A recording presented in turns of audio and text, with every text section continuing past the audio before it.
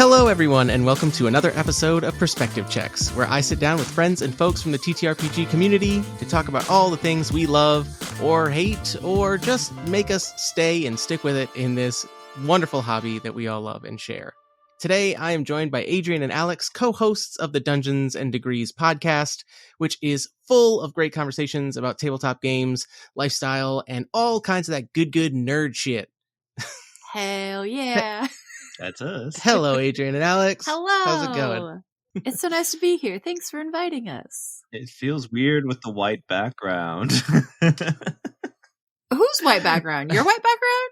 Well, it's because so you always see this part, but when I host it, it's like a different color. Yeah.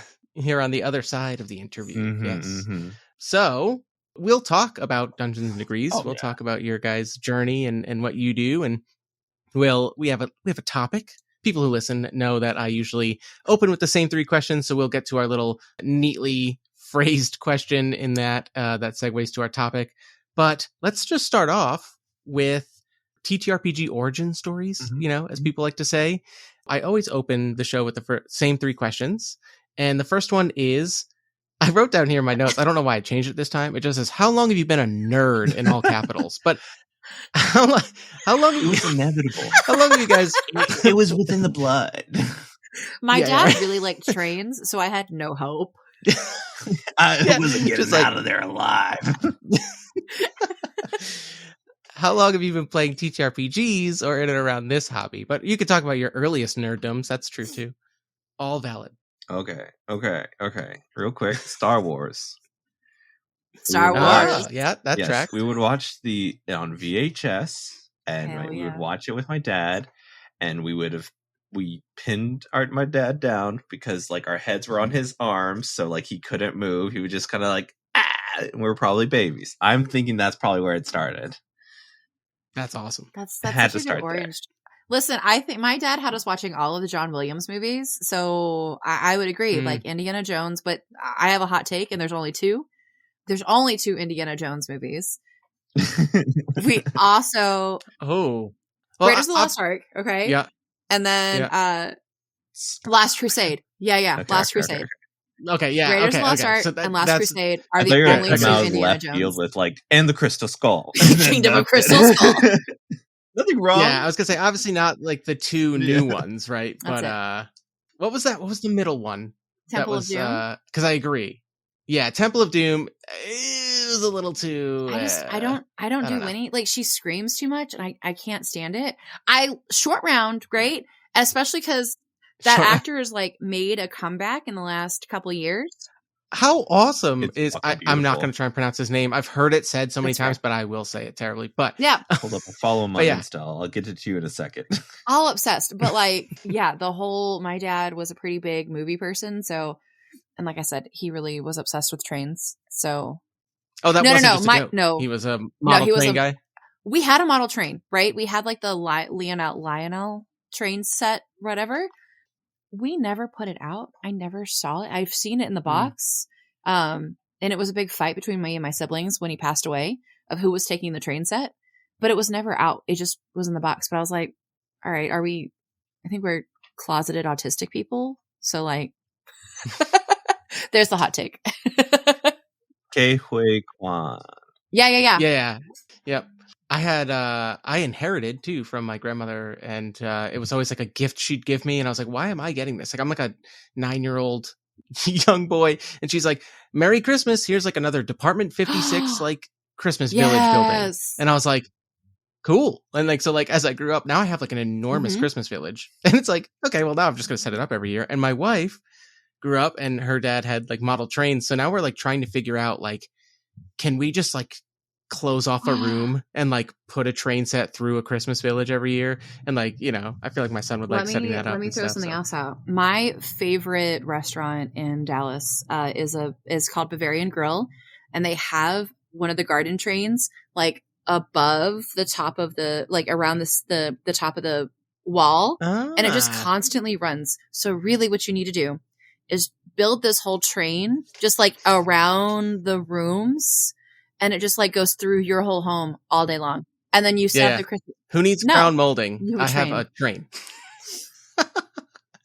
You know what?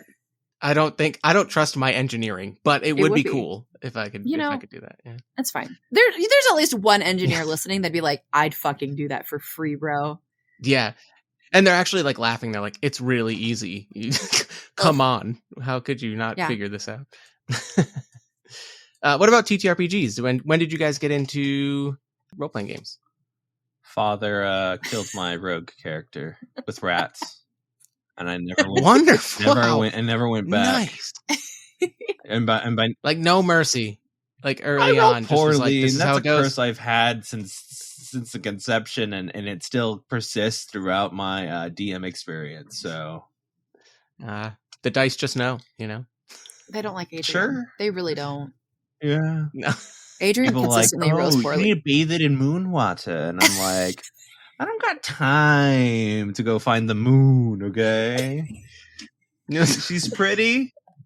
And I think my wife actually did that recently. I think my wife might have actually bathed a Dian moon, like on a full moon, recently. A lot of my friends do too. Yeah. I don't. If it works, if it works, it works. At some point, like when do you just argue results, right? You kind of have to. Shit, they really do roll well. I mean, what's the worst, Adrian? You're going to continue to roll poorly. Right. Fine. No, I'll be like, oh, and now you're double cursed. Yeah, they're now werewolf dice. It's actually like when oh gosh, Avatar: The Last Airbender reference when they killed Tuirwa. You know what I mean? Like, you know what I mean? Like, you actually like curse the moon with your dice. The moon catches your bad dice luck. That's what happened. It just starts falling apart in the sky, and I'm like, I told you. I knew it. I should. But they're rolling that 20s. No, just kidding. Yeah, right. Yeah. But until it crashes down, I'm rolling like crazy. You know what? I mean, what is anything really bad going to happen? Anything more? Like anything worse? Yeah. Is anything worse going to happen in our current timeline? I think you should just try it. Would you make that trade? I don't think you should. If Adrian could roll better, fate. I will. No. I'm doing it. Adrian, put him in the moon water. What could go wrong? I'm saying it all. Have you seen the Road to El Dorado? Okay, something's gonna go wrong. Oh. Man, we are like what 4 minutes into this episode, and we've made so many good old movie references and stuff already. This is great. We're children of media, okay? It's so true, right? It's hard to not put a reference into something and then enjoy it. I mean, especially like when you're creating games, it's like when my players bring up like cool ass like visuals and they're like just like this, and it assists me in visualizing. I'm like, inspiration. Yeah. I love that. Yeah.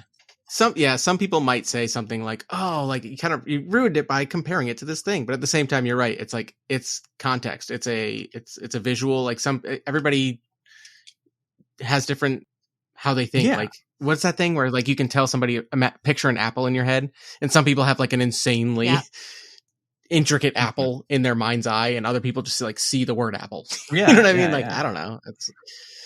So how did I played a little. I dabbled as you do in college with TTRPGs. I played a little Pathfinder. I played a little experimented with your in college. I just couldn't find a group that I really enjoyed. I just wasn't consistent enough in my friend group or in my people. So I played a little bit. Adrian is actually the reason why I got into more of the TTRPG space through starting Dungeons and Decrees.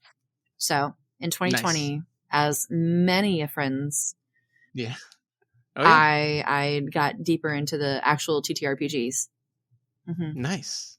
Well, you said something that made me immediately want to segue into our main topic, but I will get back to it just because I have to ask the second question, which is, what games have you been playing lately? Have you been experimenting with new systems, or got some long campaigns going? What do you? A lot of Balatro played up. Oh, yeah. But TTR, I tried it. I tried Balatro, and I was like, oh, I think I'd experiment with this way too much. I need to put it down. Is where I was at when I was like, I cannot. Devote this much time to this. Apparently there's a mobile, I'm sorry, but there's a mobile version. No, I know. And people were like, I had to delete it off my phone because my shit breaks were an hour long. So like the boss was talking. It'll do that. Consume an hour of your time. It's bad enough Pokemon TCG Pocket exists. I'm like, oh god. Listen, right now it's all about the ripping. I don't even care about winning. I just want to complete the normal deck. I've already missed some promo cards, and I'm pissed. So, can you trade promo cards? No, not yet. No, it feels like they're going to do it. I hope they do it, but we'll see what happens. But I just played D&D. I'm currently in the middle of potentially getting into a monthly Monster of the Week game, but other than that, I've dabbled. I've done a couple things. Yeah. I've experimented, as one does when you talk to other people who are more interested in the variety of games than just D&D, which it's great. It's great. It's great stuff. Especially like hanging out with Roll D5. Oh, I know.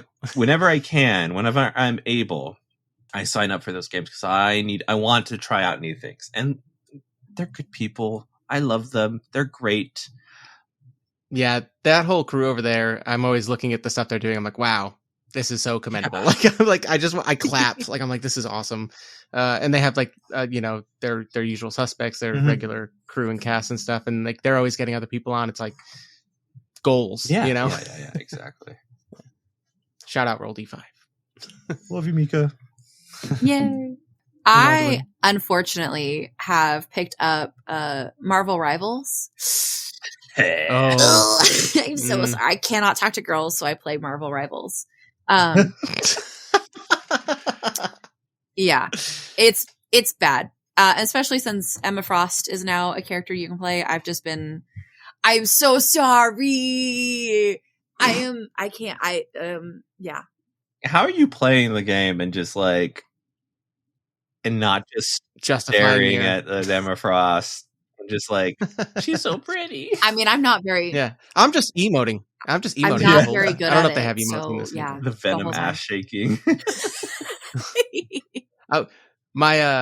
So me and my wife and her brothers all play games together. Up until recently, we were like scattered across the country living, and now they've come back this way. But played Destiny for a long time. Yeah. Overwatch 2, and then Marvel Rivals came out, and somehow we resisted. We were like, but Overwatch 2 like just overhauled stuff, and like we know we're good at this game, and like we haven't done Marvel Rivals yet, and everyone's like, well, it's it killed Overwatch, and it's like Overwatch has been dead for a while, but like we Blizzard killed Overwatch itself. Blizzard did it. Yeah, Blizzard kills a lot of stuff. I wish I played more because I like a skin. I like to be able to change and customize, but also I just play Emma Frost. I also play Squirrel Girl, and I play. What else do I play? That's it. I'm support. That's fun. Magic. Yes, support gang. Let's go. Luna I do play Snow? Luna Snow. I do play Luna Snow. Yeah. Cloak and Dagger. No. Okay. So I play. Let me. If I can shoot into the crowd and I am both healing and damaging, and I don't have to actually like pinpoint anything, I can just like randomly shoot. I'm gonna have a good time. Spray and pray. Yeah. Let's go. Moira, that was me. I was not trying to do anything helpful. I'm not. Yeah. I'm not. I don't have to aim. I don't want to aim. Yep. Nope. This is why my wife plays Mercy, and she's just like, "Oh, this is great. I just pocket. I pocket all day." Like and even in Destiny, I was a wizard.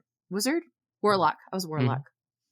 I wasn't doing it. Yes, I was the squishy in Destiny as well. Yeah, that's my jam. My brother-in-law, Titan. My wife, the hunter. There you go. Like we killed it. All All right. Well, this also segues because all of these games have groups of people who play with it. So I'll leave this up to you. What are we here to talk about today on this episode? Community, man. We're just talking about community. The community. But also but yeah, look at us. We're a bunch of fools, okay? Like we are going to get off topic. It's just gonna happen.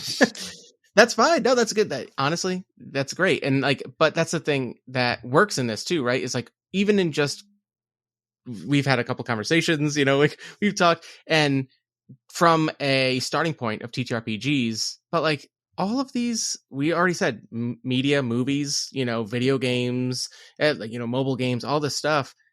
It's all tangential, right? I mean, like in a way, it's what we do to occupy our time. What we do to talk about each other, to connect. Yeah, exactly.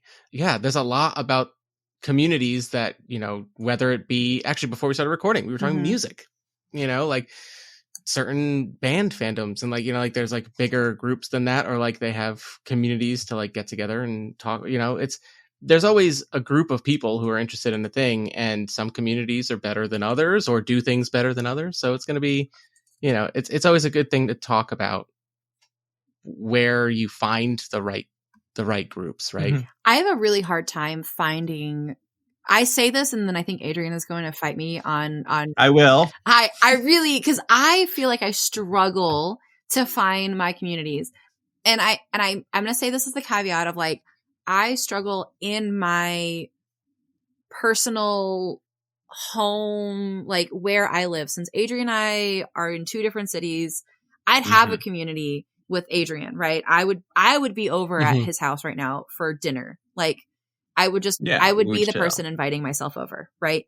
I have people that I am connected with, but I think a lot of them in this day and age, all of my people are like on the internet and they're spread out. I have a hard time where I currently am finding my own community, partly because my community is strong online, and partly because I just, I don't have access to people that I think I can find similar traits. Because like, yeah, I go to concerts, I go to gigs, I see things, but like, there's also people that I don't care about that do other things. Like I literally went to Jack White yesterday. Okay. Pre-show, I'm there. Doors opened at 7. I'm there at 6:55 because I knew I wanted to be able to see, and I'm kind of short, right? So I knew I was going to have to stand in this crowd of standing room only for an hour. I'm by myself. I could do one or two things. I can listen to the conversations around me. But as soon as I walked into, like, we were standing in line to get in, there was this group of guys behind me, and they were just like talking like dudes. And I was like, I'm done. I don't want to listen to anything here. So I find I'm perfectly in the middle. I'm like, I don't know, 6 rows back of people, but I have like my perfect Jack White viewing area. And what do? I pull out my phone.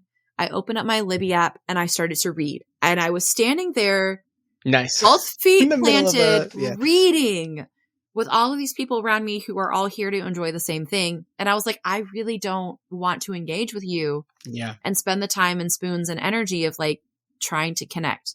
So if I go to a convention, everybody is my best friend. I'm going to try to make everybody feel good. I like people. I like talking to people about TTRPGs. So in those spaces, I can find that community. But like with regular people where we have to just like talk about our stuff and like it's not predetermined, like we all like TTRPGs or we're all content creators or we're all we're all at this game store, like we're not all motivated for the same purpose. I struggle like at work, just trying to find a place like with real humans. Yeah, there's even at something like a concert, right, where there is a shared interest, right? You're there for the same, we all like the same musician, but it's not the same as like a shared engagement kind of activity, right? Like gaming, or like people going to that concert might be going for a variety of reasons, but people going to a TTRPG convention or like at a game store, it's like, we're all here to play make believe, right? Like we like, you know, none of us like the out there, you know, like that's right. Yeah. We all know what we're getting into. We all, Let's just get ready to do it. And I don't know if that's like just predetermined rules. I don't know if that's just my neurodivergent, like my brain. I absolutely struggle unless there's like a clear mission. Yeah. And I got to ask before we move on, but what were you reading? What'd you pull up and read? Can I ask that, or do you not want it? Was it smut? Oh, yeah. Were you reading some dark romantic stuff? Wait. To be fair, I am currently rewatching The Handmaid's Tale. Okay, on Hulu, yeah. I am watching that. So when I tell you, heavy, I need some like trash in my I got it. But I'm reading a touch of Ruin, which is the second book in a Hades and Persephone retelling by Scarlett St. Clair. I must say, I am loving the like regardless of what genre it boils down to, the enormous amount of like Greek retellings lately. Like, you know what I mean? Like there's been like a lot of it, and it's kind of really great. I'm reading a really nerdy, boring book right now called Hero with a Thousand Faces. Basically like a meta-analysis of myth and like human folklore, like from forever. Joseph Campbell, it's like really literary kind of bonkers stuff. He's just like, hey, like every legend is the same, you know. He basically is the guy who like came up with the hero's journey, like the cycle, right?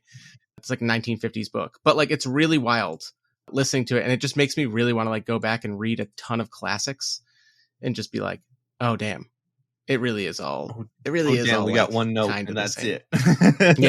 Yeah, right. The human experience, like, you know what I mean? But really, it's kind of interesting to be like, all these cultures told the same general story about like, you know, the person who learned too much or the person who went beyond and like came back and it was never the same. You know what I mean? So anyway, I love that in the middle of a show. Just, hold on. I just added it to my list. No, not this. I mean, you at the show. I mean, and okay, so I was labeling it. I was doing my I use Fable. No, I use Fable instead of Goodreads. So I was like adding it, like I read today, and then I was updating my percentage, and I looked at it and I was like, oh my God, I've just read 10% of this book while I've been standing here. And the woman next to me, she goes, oh my God, I can't believe you just stand. Like, I can't believe you have the attention to read. And I was like, girl, I'm autistic. Like, I don't, what are, you know, though, kindred, because at my work, everyone knows me as the guy who between my car and the office, I walk and read. They're like, oh man, like he's really dedicated. I'm like, no, I just like really don't even want to like. I don't even want to see or engage with anyone on my walk. I watched the first 10 minutes of Beauty and the Beast, and I said, that's me. That's me. This provincial life. A half a dozen eggs. How they're so expensive now. I mean, who knew? Nostradamus right now. Fucking Paige O'Hara. Thank you. So sorry. No, it's good. This is great. You do not have to apologize. So speaking of community, was there ever a moment, maybe with TTRPGs or in another kind of group setting, was there a moment when like it clicked and you were like, oh, found some people, like found some of my people? Or conversely, have you ever had the moment, I guess like you just kind of described one of those, like, okay, we're all here for the same reason, but like, no thanks, you know, like, and back to my bubble, like leave me alone. I've never felt like I've been pushed to the side online. I've always self-isolated. And I think that was just very apparent. I think it was like the day we had our first talk at Gen Con. And at the end of the day, I was just zonked. And I was talking with Pat.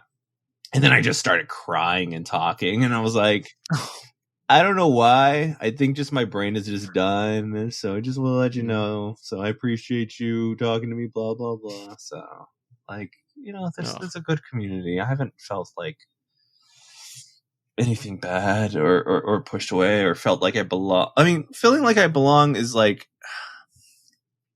it's hard for me to feel that, especially when I feel like I'm like forcing people to like, hey, come hang out with us.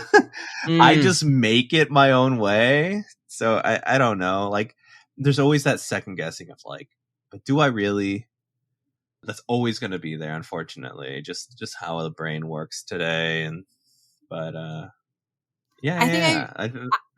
agree with you. I think because in this TTRPG space, it's weird because Adrian and I are both in this like content creator mindset.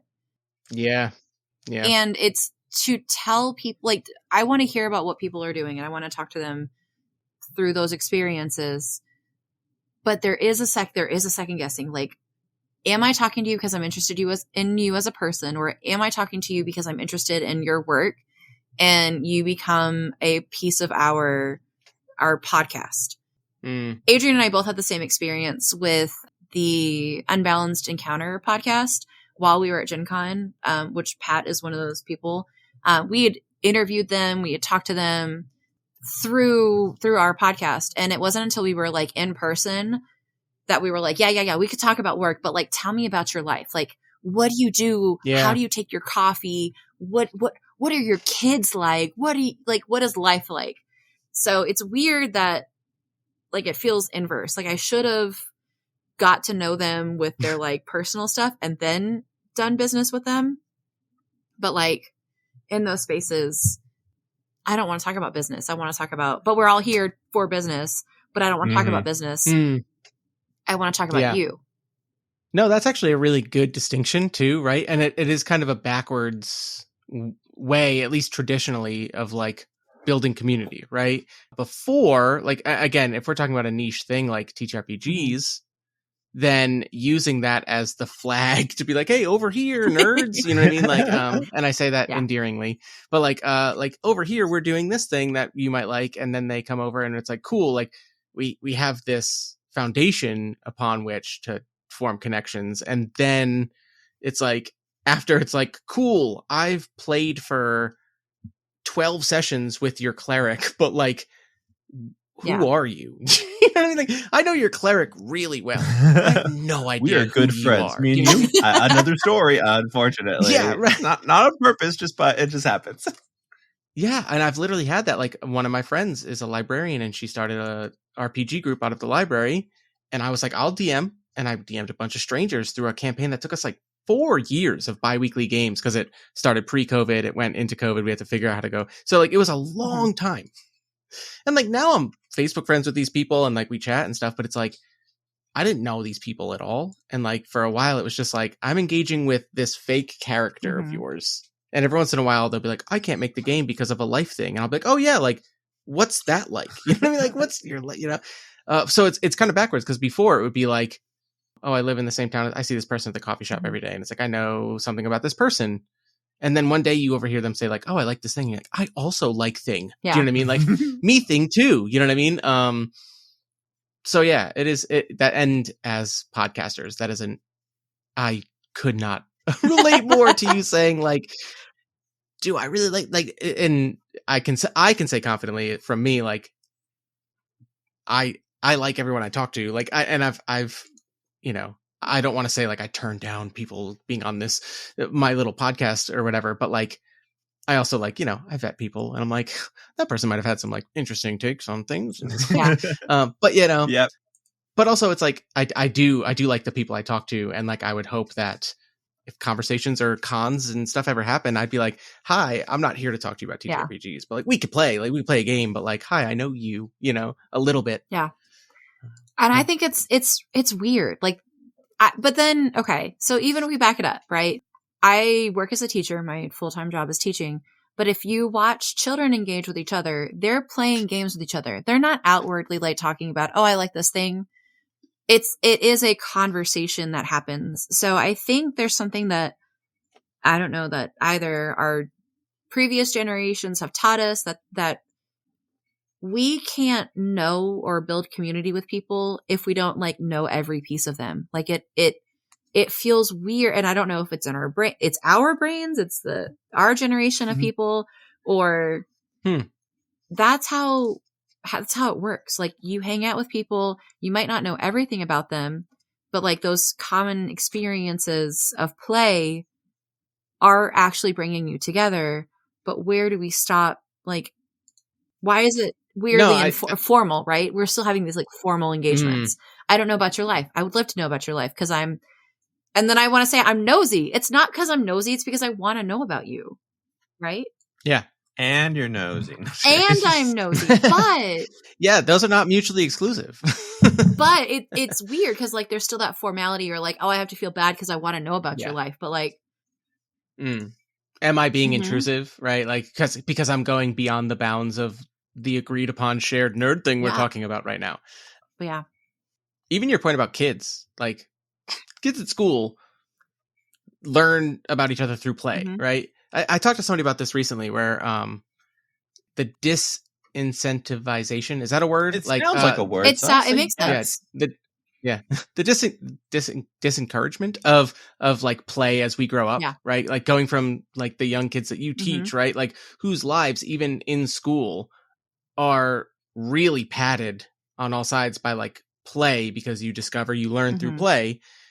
Then you get into like middle school and it's like, okay, a little less play. You got to get grades. You got to get into, you know, whatever. And then like high school, it's like, you better start thinking about college. And it's like, okay, you know, and like they really stop encouraging creativity. And that might just be because we're in America and funding got cut in, I think in the arts. I think a lot of it is like, but also you should be an expert in the thing that you're good, that you're doing and you're good at. Yeah. So once you are good at a thing, that's where you should go. I am not good at a lot of things, and there's a lot of things that I would like to do, and I can be not good at that, and that's fine. I shouldn't have to be an expert in one thing or two things, and then that's my whole entire life. Like, let me be bad at all these things. Right. Let me just enjoy them. And I think that gets kind of beat out of you through middle school and high school, and you're like, I have to be good at I'm good at brain things, so I should go be a psychology major. I'm good at taking care of people, so I should be a nurse. But this feels targeted. This feels like a shot. What are you trying to say? I am all those things. That was my journey. Like, you're good at taking care of people. You should go take care of people for your full-time job. But I'm good at this thing. Yeah. Why should I have to why should that be my career? Because once again, I'm going to get burnt out. I'm going to hate something about that at some point. I'm not good at playing with my playing pretend with my people, because it's immature. It's silly. Right. But the other thing that, like, actors play pretend with and if you're good at acting, then you should go pursue that. Right? The exception. Those actors. Adrian, I feel bad. You've been quiet, but I have to ask one question to Alex real quick. Do you like to play characters who are good at the things you're bad at? Now that you've brought up, like, do you tend to build characters who do the things you're not good at? I would love to tell you yes. I would love to tell you that I do it on purpose. I would love to tell you it is purposeful the way that I build characters. It's not on purpose. I don't do it because I actively want them to be bad or good at something that I'm bad at. I do it on accident, and then I like have to therapize myself through my characters of like, oh no, I built this character. My favorite example is Astrid, who I play through Half-Blood Happy Hour on their side quest. Astrid is it's built in the Percy Jackson world, so she's a daughter of Athena. Cool. She has some mom issues because right. They should. Pretty much any Greek pantheon, you're gonna have some form of parental issues. I was like, cool, no big deal. And then so much of her character was a reflection of what was actually going on in my life that I was like, oh no. She doesn't go into rage. She's a barbarian. She does not use rage, because I was like, there makes no sense. Like, why would she be so mad that she's going into a rage just blindly and just like beating people up? But then I was like, oh, Alex. And I held the mirror up and I said, are you trying to hide some feelings of anger? Oh no. And so I am on the side of belief that if you're building characters, there's probably something that you need to play out within yourself that you're doing. Yeah, so for sure. Yeah. If it's on purpose, great for you. It's not on purpose for me. you identified it before you started playing. You end up identifying it mid game and you go, oh, I there it is. Yeah. I'm like, oh no. Okay, cool. But I like to play I like one shtick, and then I hold that shtick and I'm like, cool, I got this. Adrian and I had a Patreon game. I played a turtle that was lactose intolerant, but also a barbarian. And it was ridiculous. So I don't know. I like a thing. Adrian has a good character. I love the Adrian. Yes. Which character? Jimothy. Timothy McTavish is an enigma, okay? Timothy McTavish is my one-shot character, and I just use the same name because I already have trouble naming all the characters my freaking party wants me to name. Like, what's their name? Like, it's this. So I've stuck to, if there's anytime there's a one-shot, Jimothy McTavish. There was Officer McTavish. There was J. McTavish. There was nice. Jim Moth, and then like I just keep breaking it up. And the Moth, like, there was like a they're not Khajiit. That's Skyrim. The Tabaxi had like a gray, like and dark gray kind of pattern that looked like the wings of a moth. So I was just like, all right, let's just have fun with it. Let's just have fun with it. But the first one that Alex knows so well is just some sort of like not struggling artist. He's like always begging for stuff. Please help me out. I will paint you this. It's going to be so good. But like in his bag, because this guy got to have a ruby for some of his spells, he just brings out gems just so he can use them as spell components. But he's poor, and he's like, oh. So he's struggling to do stuff. Also, he's pretentious, which I don't. Hey, Alex, am I pretentious? I don't think you are. I think you want to be. I think you strive to be pretentious, like you want to, but like you're so welcoming and open for people that like I think you get in your own way. Damn me. I think it's something that you're trying to experience through your character, maybe, Adrian. I think yeah. Maybe you need to explore that being a little too aggressively I live within my own body. There's no getting away with me not doing other things, okay? If Alex is saying that I have not and I was trying, that means I've done my best. That's it. How do you play your characters? So, no. You don't get out of this. Yeah, how do you play your characters? No, actually, what Adrian just said made me realize, because I think I said this to you guys not that long ago. Like, I always make a Mog, and I have like a collecting RPGs problem. So, like, if it's even remotely feasible, I'm gonna make the same kind of character. Yeah. And I always say, like, I don't make self inserts. Like, if you go back and listen to like all the solo RPGs I've done on my podcast, like, I try and vary it up a lot and make characters that are not one note, but like I try and be like, they're very much like interested in this one thing. What I make is I am somebody who, when I find something I love, see you later. I'm so deep in it. Like, I'm just going as far into it as I can. Hence the 3 bookshelves behind me of TTRPGs. But so, yeah, I think that like I always make characters who have like a question that they just need to know about the world. And it's always usually something about how the world and the setting works and not about people or like the plot of the campaign, right? I'm more interested in the world. I don't know if you know, but you're also a scientist. So yeah, and I dissociate. Is that no. yeah, exactly. I like I just said, like I read books and walk. Like, don't talk to me. I'm focused on my so yes, I that is the self-insert that part that will always be there. But I think that as a forever GM, you know, it was always that kind of thing where like I was excited to share something cool about the world with my players. It's not like I can make a fun NPC on the fly or like think up a good villain that's like, you know, oh man, do I want to just like punch them, but recurring or whatever. But like my forte is like, this place is cool because reason. Yeah. So yeah, even when I get to play characters for other people, like if I get to sit at a table, I'll always like talk to the GM and I'll be like, tell me about the setting. That's the coolest thing I've heard about. So I'm going to be just straight up focused on that thing. You know what I mean? Until we get that answer, and then I'll pinball off to somewhere else, you know? Yeah. Looking for the truth in things. I mean, the issue is, right, once you become self-actualized and realize those parts about building characters, it's really hard not to find them in other people. It's really hard to not listen to somebody talk about their character and being like, all right, here's where it matches you. Here's what I think is happening. And I really have to bite my tongue a lot of time when I'm like listening to people, especially like I have this really great story, right? I was rebuilding a Lego set. I was missing some parts.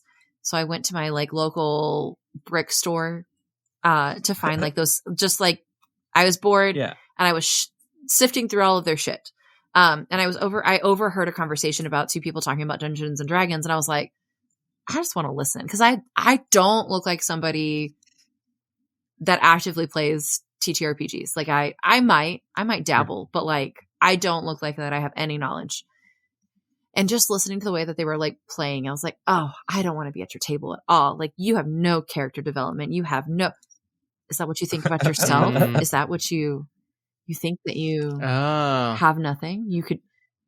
Oh, what do you think that says about min-maxers? I need to know, Alex. I think they're just bros. I think min-maxers are bros. I think that is the bro version of the TTRPG space. I think it's the people coming from Magic, right? Or old school players who are like, I've had too many characters die because I didn't make smart decisions. And like, I can give them a pass because it's like, oh, you have some guy Gaxian trauma. You know what I mean? Like, but yeah, people who come from like competitive games that sit down to play D&D, they're like, how do I win? You're like, you don't, bro. Like everybody dies at the end. Like you're going to have to let go of that character. They're going to have to go into the night somehow. Or scheduling happens and then they just have an unfinished they story. die a different way, a different death. Yeah, right. But I do, I find myself thinking like, oh my God, these are bros. These are like the athletic bros of the TTRPG space. They're like, I'm going to maximize my character and the spells and man, I'm on vibes. Whatever I think my character would probably be interested is what I'm going to pull. That's min-maxing is funny. It's almost like exclusively a D&D and it's like immediate offshoots thing, right? Like once you get into like the world of like the Powered by the Apocalypse games, like Monster of the Week, if you're going to be playing that soon, or any kind of like, forget even like Belonging Outside Belonging. Like when we get into like real story games, right? There is no like min-maxing, right? Like you're in it for the story, right? Like, and in those games, I think a big part of people min-maxing is like, they don't like failure, right? And like the binary yes, no, like pass fail of D&D. Yeah. It only like exacerbates that. Whereas like in other games, you can fail a roll and your GM will just be like, oh, I'm just going to bank that for later. Like that's a complication down the line. And then you're like, oh no, what is that? What do you mean? It's not in my control right now. So that's interesting. And now we've joked about this before in again, going back to my DMs After Dark friends, we literally made one of them a business card that has her character spectrum on the back of it. Like it says like her name, and then it says like she plays one of two characters, and it is terrifying woman or terrified man. But the whole thing also says wolf. That's it. That is everything Amber plays. We don't have to psychoanalyze her off mic. I love that. Listen, It's so accurate though. Like, and yeah, we have the other character, the classic, I can fix him. Like I will befriend the monster player. You know what I mean? Like, yeah. Yep. I love that. Now I'm going to rein this in a little bit. Okay. When we talk about TTRPGs and games and characters and stuff like this, and you're playing with people or you're meeting people. And like you said, you overheard people talking about D&D and you're like, oh, that's not the table I want to sit at. Right. If you were thinking about like communities, right? Like finding your table, finding your people, but say for some people, they don't really have many options and they go to like their local game store or their friend invites them to sit at their table and they sit down and they go like, oh, yikes, this is not the table for me. Mm-hmm. The internet will say, just talk to those people like adults and be like, I don't like that. Or like, hey, like future reference, obviously there's safety tools, there's all these things, but like, do you two have any advice? Like, have you like, about either being polite about being like, I'm out, sorry. Or like, just talking to people about ways that everyone could have a better time at the table? Yeah. There's a couple ways to go about it. I think that like talk to them adults when we're playing this game. There's a lot of feelings involved when you either talk to like, I'm leaving this party. I'm like, oh, I'm being broken up with, or I'm like, hey, I don't like this about your GM style. Oh, you don't like me. Like those things can have an effect for sure. I think that the majority, I'm not going to say it's just solely on the GM. I think, because I'm the GM, I would do it 100%, but on the majority of the people, you have to have that already openness to this criticism and conversation in order for this to work. If no one's had this precursor of like, we're taking comments and concerns about things, it's going to feel like unfriendly behavior, which I don't think setting your boundaries is unfriendly behavior. I think that is good. And if everyone's done it already, why shouldn't you? But some of these games, people don't consider it when it's like, oh, it's just amongst friends, or, oh, it's just a quick game. They don't see it as necessary. And it does tend to fall into, you don't want to attack anyone or blah, blah, blah. So you can just walk away, you know, like you block a number. You don't need to see them again. There's plenty of people out there. And that's on mental health. Okay. That's like that's for you. Yeah. Take care of yourself. Exactly. Yeah. So like, I think as much as you want to kind of facilitate the right thing for you, you also have to come at it at what you're willing to do to create that. And if it's not, confronting's too much, that's okay. You can just ghost them. C'est la vie. On to the next one. But then, Adrian, they go back to their game store. Those people are still meeting. You don't you don't shit where you never okay? You find a different game store. Your LGS is not for the long-term relationship, okay? Your LGSs are fun. Your flings or things like that, okay?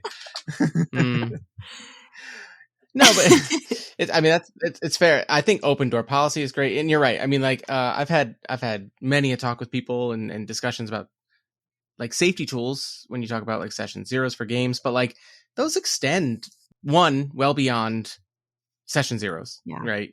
2, well beyond your group if it's part of a greater group, right? Like if your group is one of multiple at an LGS, right? But every week you play and there's another table over there and they're constantly doing things that bother your table. I mean, like that's something about the community in general that needs to be discussed, right? So yeah, it's and like I love always seeing that advice where it's like, okay, well, like you have to sit down and talk to them like adults, and it's like some people don't get talked to well. You know what I mean? Like because for many a reason, right? I could see also where a lot of like your own healing and your own dirt, and I'm so sorry, we're going to get a little therapy, right? There's a little bit of your own healing that has to go into it. Like, what are you willing to accept at your table? What are you comfortable keeping? And if those are really things that are upsetting you, you have to be okay to go, right? And we're talking about worst case scenario, not like, these are my best friends. We all enjoy flirting with each other. We want to be here. But even then, you're used to having those conversations of like, hey, we are all here for a game.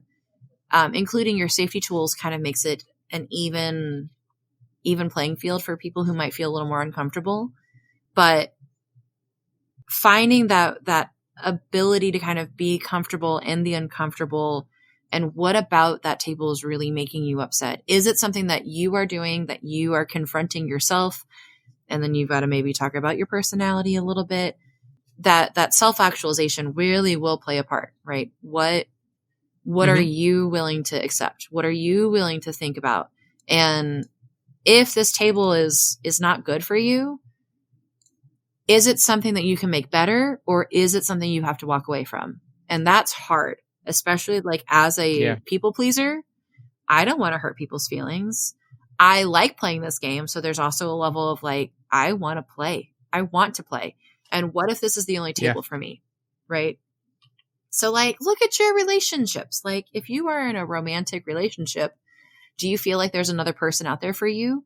Or you comfortable like walking away if things got bad? I think maybe might mirror a little bit of what's happening at your TTRPG table, which I know sounds crazy, right? But it's all interconnected. We're talking about interpersonal skills, soft skills that you cannot teach. You have to work through.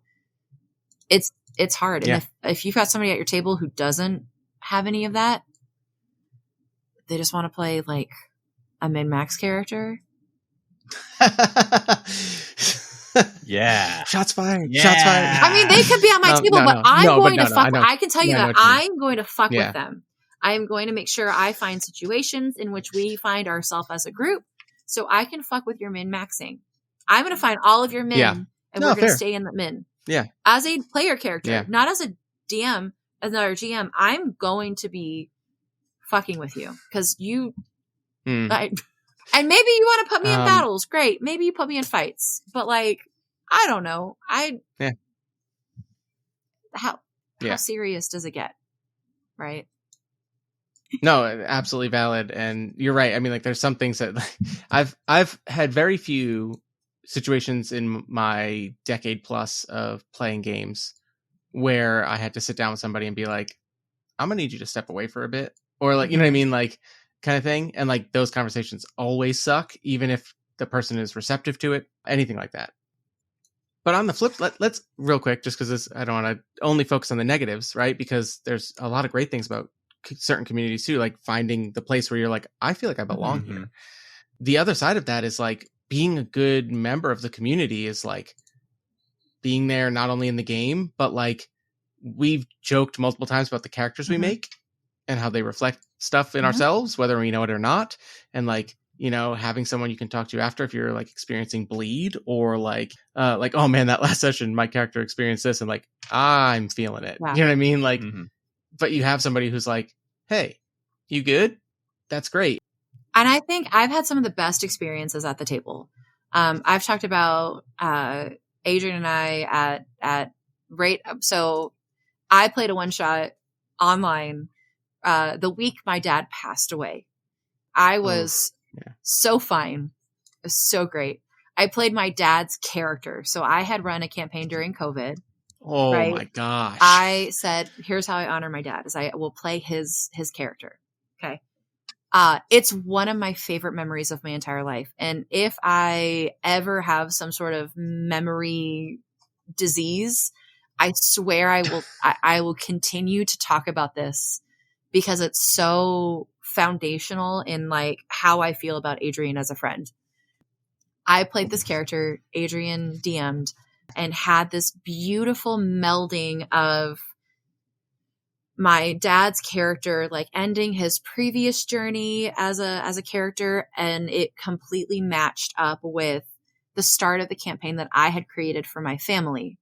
And in stream, I am bawling, and it's perfect. It's wonderful. So like, if I have any piece of advice for somebody who's feeling something at the table, find those emotional engages with your friends. Find those ways to be vulnerable, because seeing your friends play with those in the most respectful way is the greatest feeling in the entire world. And this is a 5 year ago memory, right? 4 years ago. And I treasure it. I know Adrian is like maybe a little wibbly. I know, but it's your story, man. I'm not gonna. It's so good. So like, find your table, find your people, and maybe it's not everybody at the table, and maybe it's one person at that table, but have those moments, and like being a team player will pay off. I promise. Being a team player, letting people have their moments, maybe even just like throwing a softball to them so the other player can just run with that. It's so freaking magical, right?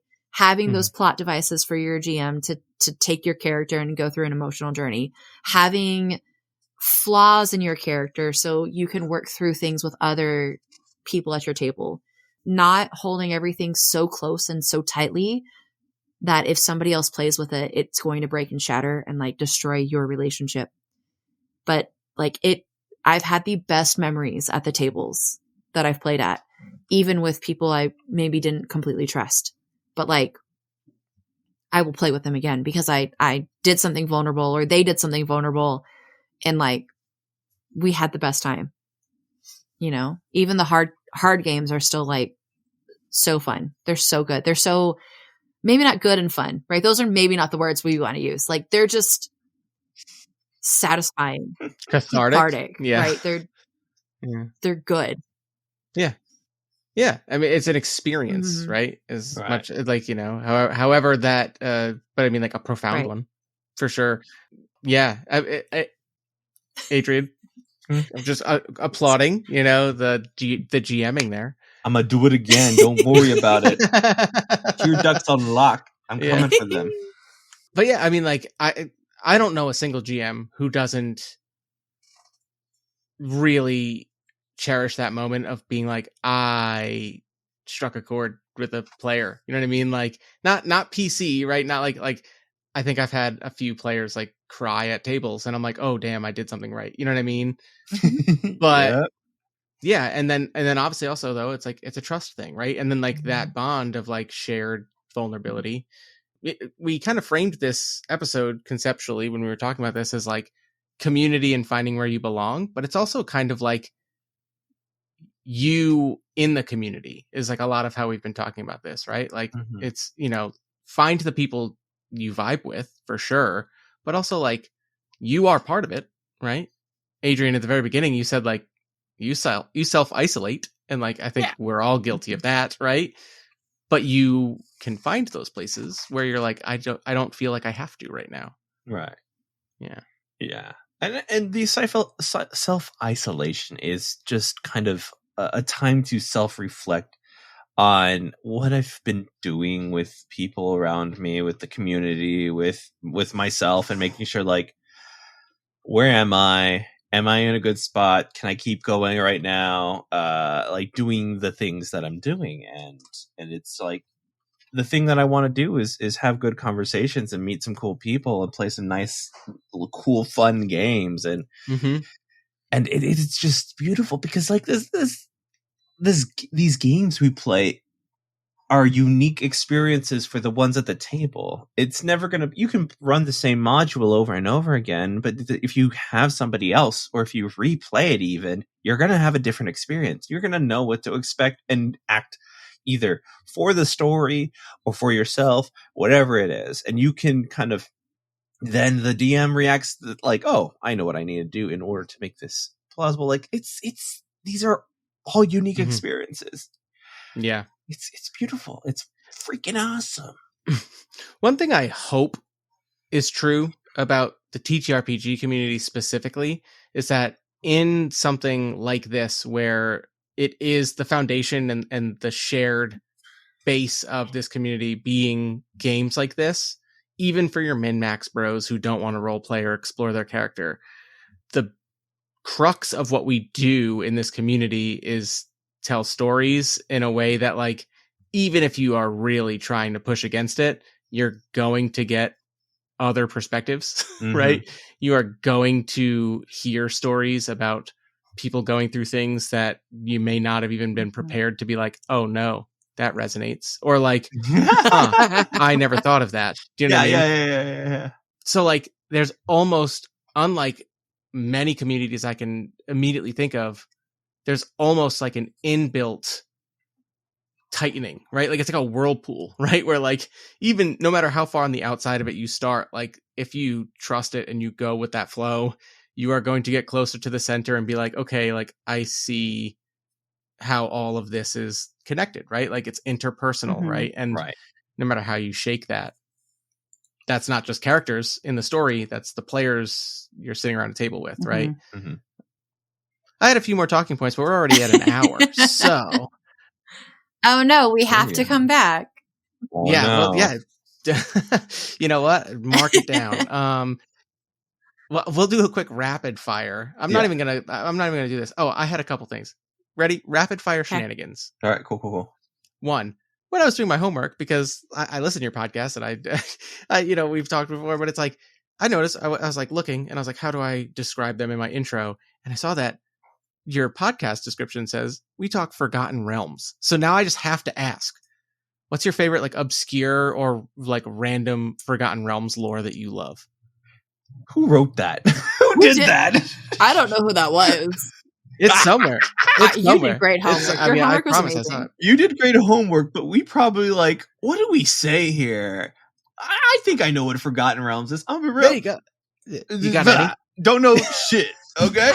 That's a nice fact. Wonderful. So like it probably at some point we're like, oh, I'm playing. We'll get into it.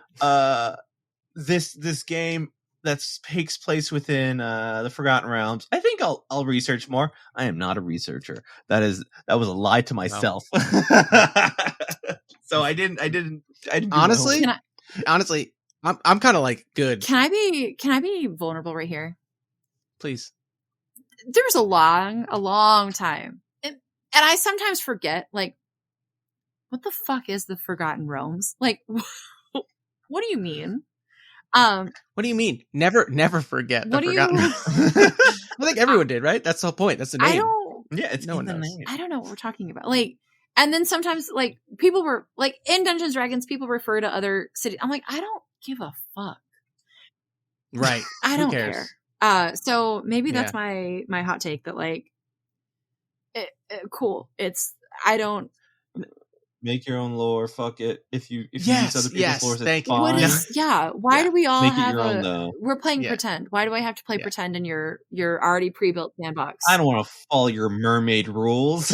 Listen, honestly, part of me would love to sit down at a table, especially in like the 5e / whatever they're calling the new 2025 edition thing. Yeah, whatever it is. I'd love to sit down at a table where the agreed upon social contract was like, we are all Forgotten Realms scholars and know the history. Therefore, every decision we make will be canonically accurate.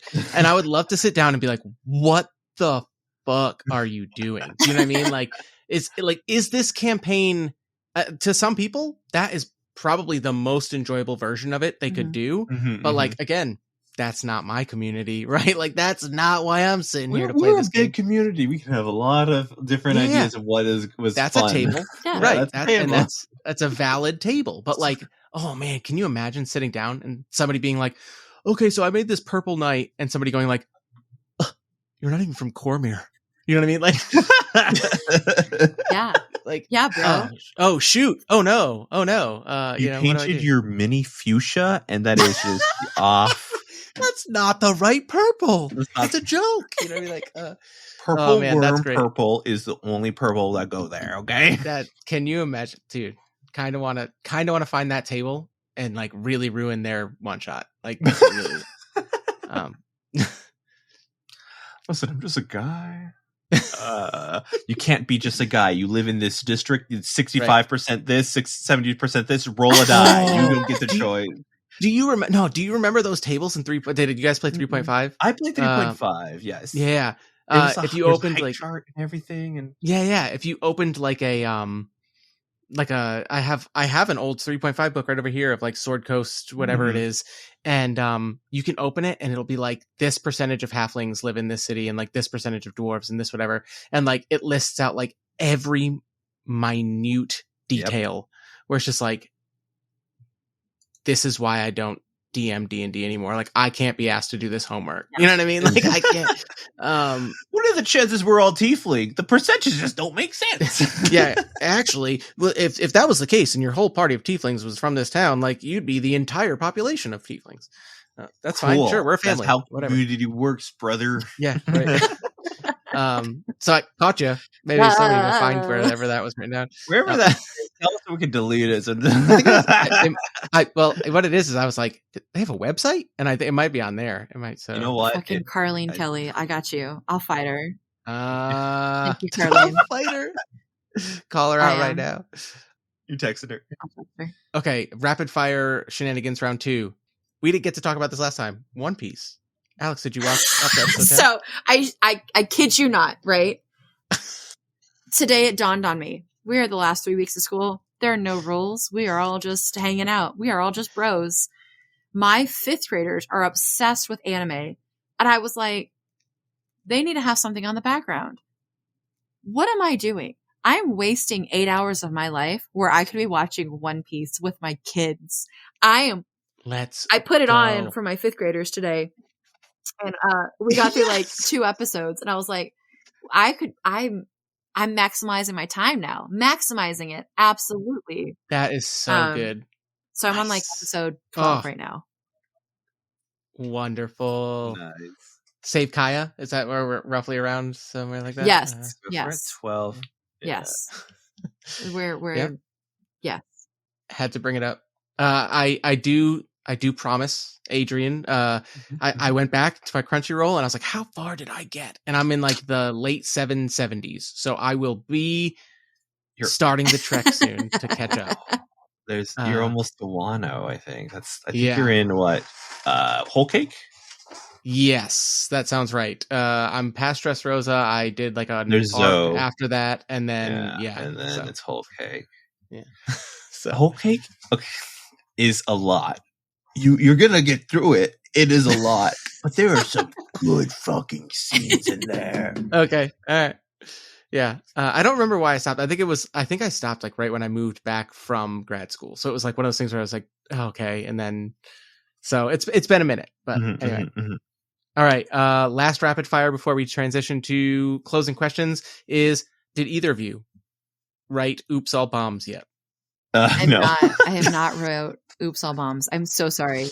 I did edit a podcast episode in that time, so that's nice. Best I got right now. That's great. I'll say this: that is a reference that anyone listening to this episode is going, "What are they talking about?" So you're gonna have to go listen to me on Dungeons and Degrees to learn about "Oops, all bombs." All right. And I think that's a great place to transition to closing questions. The final 3 questions are always the same, just like at the top of the show. And this first one is my favorite because I love when people get wild with it. Alex, no pressure as a teacher, but for both of you, do you have any last bits of wisdom, advice, or homework for listeners? You know what? I do. Go email somebody in the government to tell them to stop. Just fucking stop.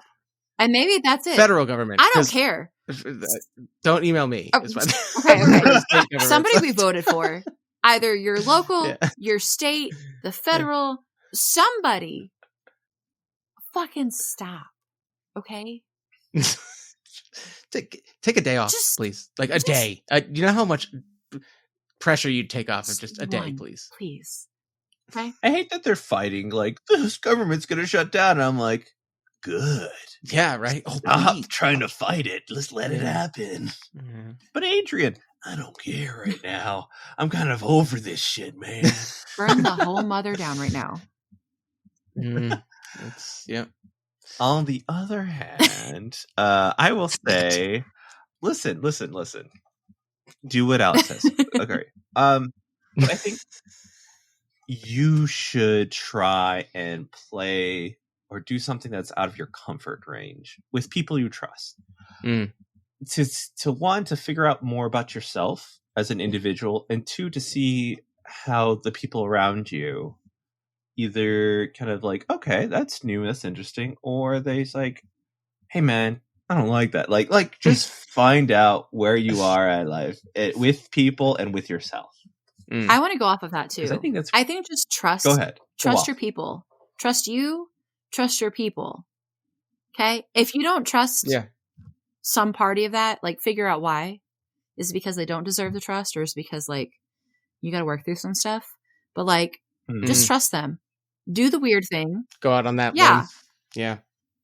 Fucking email your goddamn government people, though. Go out on that limb and send that email. All right. Listen, guys, there's this nice app called 5Call. You look it up. It finds out where you are and who your senators are. It's really easy, okay? There you go. I've done it a couple times. I'll do it again. There you go. Question number 2. I'm interested. Alex, you may have a funny answer for this. Are there any games you're excited to play or ideas you really want to get to the table, like try out in a game? And I feel like now you're going to be like, I'm playing a political dissident. Here's this game. It's called Chicken. Whoever calls their senator last gets to pay for the next round of drinks is all I'm saying. Ooh, that's a fun bar game. Everybody go do that. So you start with your phones down on the table. Everyone's got a shot glass in front of them. You got to throw it back, flip it over, and call whoever finishes last goes get the next round of shots. Hell yeah. And we do it until we fix the government. No, until somebody calls us back and goes, stop it. And we're like, we know. That's what we told. That's what we're saying. The only problem is that this has to be done during business hours. And as we are all, we're all poor. They've got us working so we can maintain. Drink during your lunch break. Oh no, don't do that. Don't do that. This advice is getting out of control. Unless you work at like a school or a university, there's usually a drink limit in your contract, just for the record, just so you know, because they go out on business things and then they want to be able to have one drinky drink. Just, I don't know, it's fine. Take the edge off. Do I have a game? I have been talking about this game, and I guess the more I talk about it on like other people's things, I have to do it. But I am in the middle of moving, so that's my excuse. I am working on a game that I'm lovingly referring to as Girl Blends, where a group of non-binary and femme people are getting on a table, and they're going to play magical girl goblins. Love it. Coming soon. That sounds awesome. I'm writing Oops All Bombs. Yeah, there it is. Yeah. Oops All Bombs and Campfire Tavern, which hopefully I'll get through it eventually. I told myself the 17th of July, so we'll see how that goes. Oh, look at the see, I meant like games you want to play, but you guys came with nope, I'm putting this out. You guys are getting these games. That's great. Well, if it happens, it happens. If it doesn't, we're liars and we are going to do it out of shame after that. Can never be trusted again. No, Yeah. Of course. Build that trust up. Listen, trust your people. You know? Trust your people. And with that, why don't you tell everybody what you want to pitch and tell people where they can find you on the internet? Do you want here? How about I'll do the Dungeons and Degrees stuff. You do your stuff, and then I'll do my stuff, and we'll bounce back and forth. So okay, sounds good. Sounds good. I like that. Nice. I like that. Good system. You can find Dungeons and Degrees wherever pods are cast. So like, subscribe, just follow us there. Dungeons and like the ampersand. No S. Well, if you look up the podcast, it's Dungeons &Degrees. True. Yes. If you want to find us on social media, it's Dungeon, no S, the letter N as in Nevermore. And I am not a Taylor Swift fan, and I don't know why that's what pulled me up, but it's an Edgar Allan Poe. I was going to say that was not the reference. Oh, okay. I'm definitely the Edgar Allan Poe girly. But now I'm thinking you are. Goth poetry, right? Of course. Dungeon and Degrees with the S at the end of Degrees on most social media sites. We are not on Twitter because fuck Elon Musk. And never call it X. Never. Call what? Yeah. No. Yeah. I have my own personal stuff that every now and then I get a chance after editing a bunch of things. AC Lawrence 24 is where you can find me online. I have like 4 videos of me unboxing cards that I have yet to upload, but they are edited. And I need to make some reviews for some board game companies. Hopefully they don't stop giving us media passes, but we'll see. We're just shams at this point. We're cool shams, though. No, you chalk it up. You say, "Listen, I got a backlog. I got 4 videos in queue. I've edited them." You always make it sound like you're making progress. I didn't just request a new game today. It's fine. It came through my email. I was going to finish it. It's fine. You can find me at Eloquent, ELOQUENT Mime, MIME, Eloquent Mime on all social medias. It's pretty easy. I've had the same tag since I was like 19. It's a good one. Thank you. It's aged better than a lot of people's who made. Oh yeah, you mean like mine was Dagger 24. What was yours? Dagger 24. Whoa. Oh, that's edgy and as hell. That's I'm not edgy anymore. I'm just like, I'm a nice guy. Listen, I'm in tune with my feelings. I promise. My first AIM screen name was Buttercup Girly 13. Nice. First AIM screen name. Everyone knows my name, and it was spelled horrendously. I think mine. Oof. I've gone by Rocks Paper Rene for like all of my personal social stuff for a very long time, but I don't remember my first AIM screen name. And you know who would know? I'll text my sister after this, and she'll be like, "Duh." Is that a big sister? Do you have a big sister? Little sister. Ah, okay. That felt like some big sister energy, but I could see little sister. No, she's the one who like beat me to everything in life. You know what I mean? Like married first, kid first, like big girl job first. It's like, so effectively big sister. I was the irresponsible older brother. So, There's always got to be one. That's a trope for a reason. Yeah.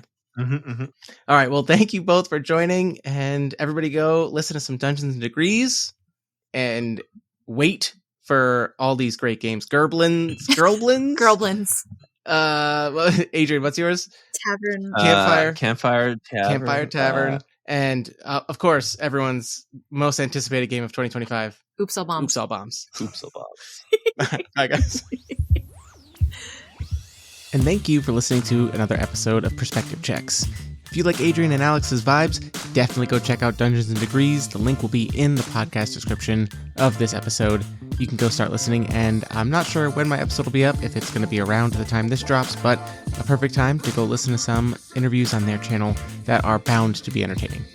You know where to find me on the internet, so follow, like, subscribe if that's a thing. Rate, review on your podcatcher of choice. You can email me at rainyplaysgamespod@gmail.com. And I have a Coffee page if you'd like to help cover the cost of podcast hosting and all of this other shenanigans. But otherwise, go find your people, extend a little trust, go out on that limb, and have some fun.